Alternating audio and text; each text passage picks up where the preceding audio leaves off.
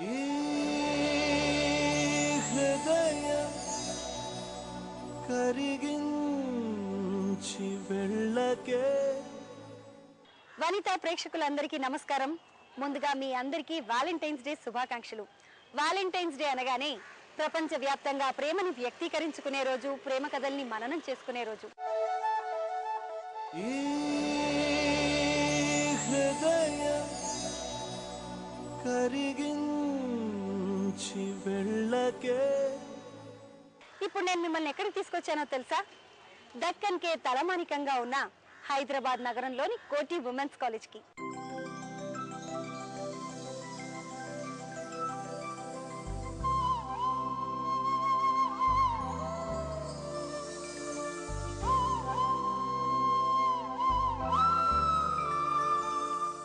ప్రపంచంలో ప్రేమ పునాదులపైన ఏ నగరమైనా నిర్మించబడి ఉందా అంటే అది కేవలం హైదరాబాదే అని చెప్పుకోవచ్చు.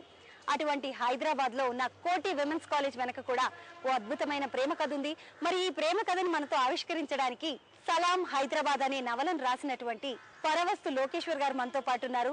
మరి లోకేశ్వర్ గారిని అడిగి ఈ దక్కన్ లవ్ స్టోరీ ఏంటో ఆయన మాటల్లోనే తెలుసుకుందాం.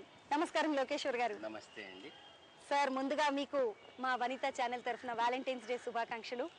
నా తరఫున కూడా ఈ వాలెంటైన్స్ డే ప్రేమికుల దినం అందరికీ ప్రేక్షకులకు శుభాకాంక్షలు.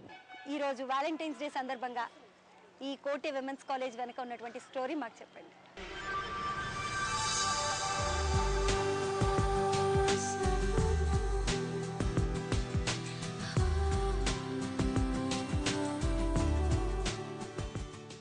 నిజానికి వాలెంటైన్స్ డే సందర్భంలో మొత్తం ఇప్పటి జనరేషన్కు ఇక్కడ ఉన్న విద్యార్థినులకు అందరికీ ఈ ప్రేమ కథ తెలవాల్సినటువంటి అవసరం ఉన్నది. ఈ ప్రేమ కథ రెసిడెన్సీ ప్రేమ కథ అంటే జేమ్స్ అలీస్ కిర్క్ ప్యాట్రిక్ తర్వాత ఖైరునిసా బేగం వాళ్ళ ఇద్దరి ప్రేమ కథనే కాదు, ఇది మొత్తం హైదరాబాద్ నగరం యొక్క చరిత్ర, దానికి సంబంధించిన కథ కూడా తెలుస్తుంది. ఇది కథ మాత్రమే కాదు, ఇందులో ఒక స్ఫూర్తి ఉంది, ఒక సందేశం ఉన్నది, ఒక మెసేజ్ కూడా ఇందులో ఉంది.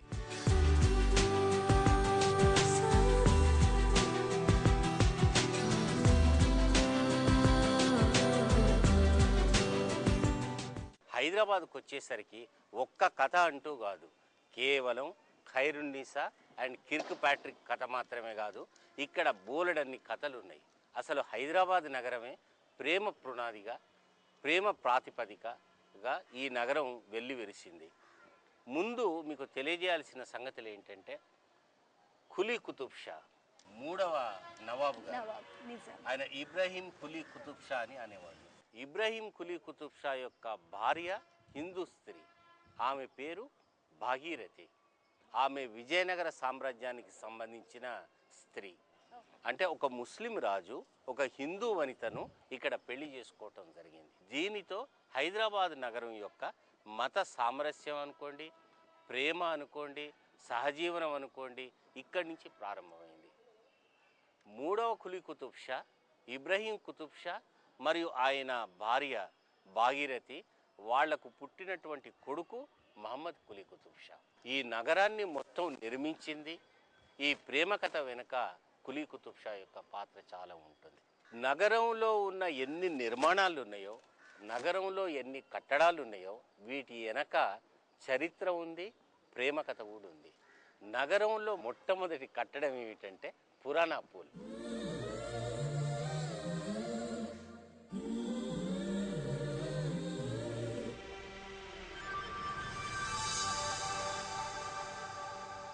నగరంలో మొట్టమొదటి నిర్మాణము, మొట్టమొదటి కట్టడమైనటువంటి పురాణా పూలు ప్రేమ వారధిగా, ప్రేమ కోసము, ప్రేమికులు కలుసుకోవటం కోసం సృష్టించబడ్డది.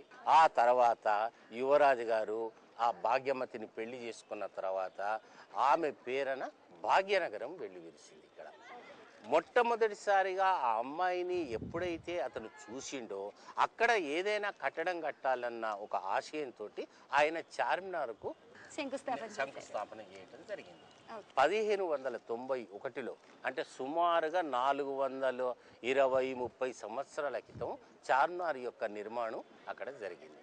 సో చార్మినార్ నిర్మాణం కూడా ఏంటంటే ఒక ప్రియుడు లేదా ఒక భర్త తన భార్యకు ఒక అపురూపమైన ప్రేమ కానుక ఇవ్వటం కోసం ఆ చార్మినార్ను నిర్మించడం జరిగింది.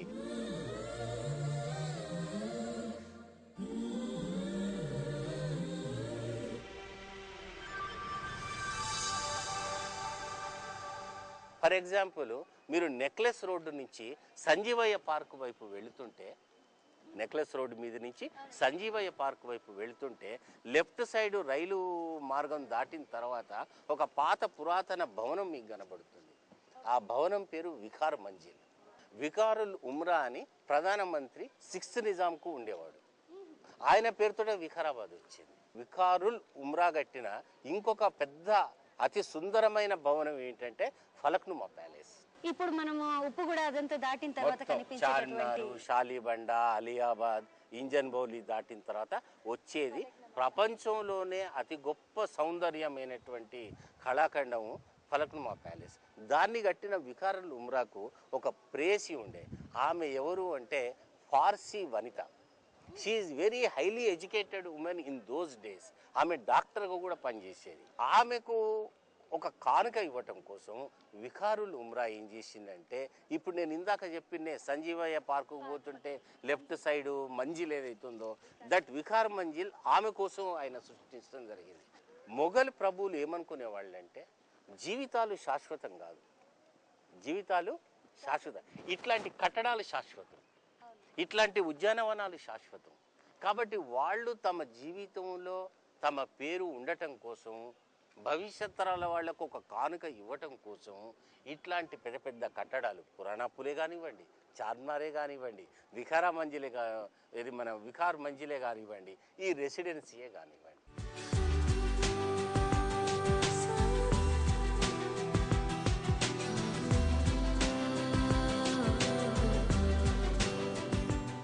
దీన్ని రెసిడెన్సీ అని ఎందుకన్నారంటే 1798లో ఈస్ట్ ఇండియా కంపెనీ తరఫున వాళ్ళ యొక్క ప్రతినిధి నిజాం రాజ్యంలో ఇక్కడ వ్యవహారాలను పర్యవేక్షించడానికి ఒక ప్రతినిధి వచ్చిండు. అతన్ని రెసిడెంట్ అని అనేవాళ్ళు. ఆ రెసిడెంట్ యొక్క నివాస భవనాన్ని రెసిడెన్సీ అని అనేవాళ్ళు. పూర్వకాలంలో ఇది సుమారుగా ఈ కట్టడం ఏదైతే అవుపడుతుందో అప్పుడు ఇట్లా లేదు, ఇది ఈ రకంగా లేదు. అప్పుడు మామూలుగా ఉండింది. అంటే మూసీ నదికి దక్షిణ భాగంలో ఈ కట్టడం ఒకటి ఉన్నది, అప్పుడు మామూలుగా ఉండేది. సో రెసిడెంట్ అనే అతను ఇక్కడ ఉండి, అతని మొత్తం పేరు ఏంటంటే major James Achilles Kirkpatrick. So మనం ఇప్పుడు సౌలభ్యం కోసం ప్యాట్రిక్ అని అందాం. అతను 1798లో ఇక్కడికి రెసిడెంట్గా రావటం జరిగింది. ఆయన ఇక్కడ వచ్చిన తర్వాత నిజాం ప్రభువు అతని యొక్క భాషాన్ని, అతని యొక్క కవిత్వం యొక్క అతని యొక్క ప్రతిభను మెచ్చుకొని ఒక దత్తపుత్రుడికి కూడా స్వీకరించింది ఆయన. అతనికి ఒక టైటిల్ కూడా ఇవ్వటం జరిగింది. అదేంటంటే నవాబ్ హష్మద్ జంగ్ బహదూర్. అంటే ఆ ఇంగ్లీషు దొరకు ఈయన తన దత్తపుత్రుడిగా స్వీకరించి నవాబ్ అహ్మద్ జంగ్ బహదూర్ తన కొడుకు అని అందరికీ చెప్పుకునేవాడు.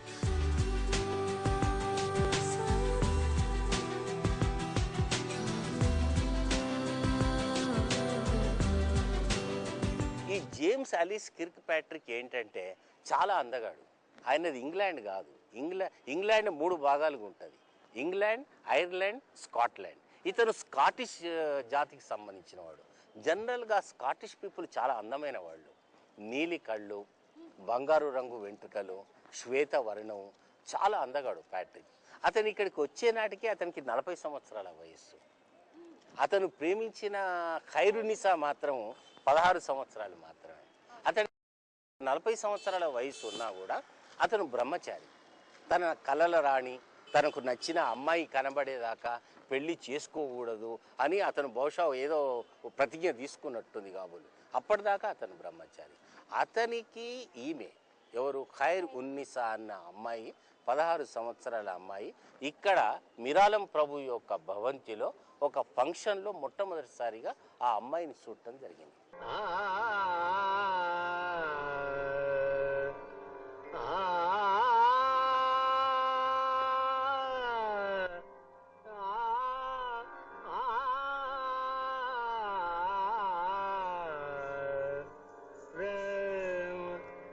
ఇక